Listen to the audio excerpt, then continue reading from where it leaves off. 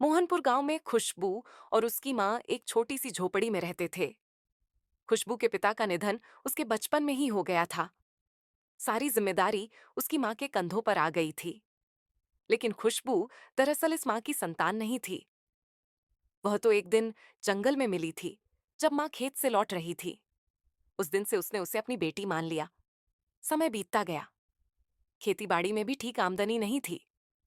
एक दिन खुशबू की माँ खेतों में काम करके थकी हारी एक बड़े पेड़ के नीचे बैठ गई। मन ही मन सोच रही थी, अब खुशबू की पढ़ाई का खर्च कहाँ से आएगा।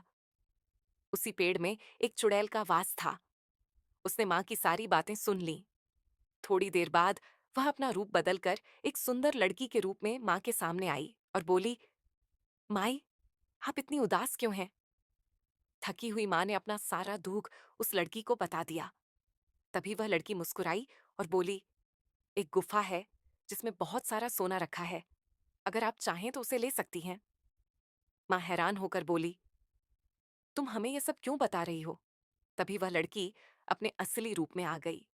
सामने वही चुड़ैल खड़ी थी।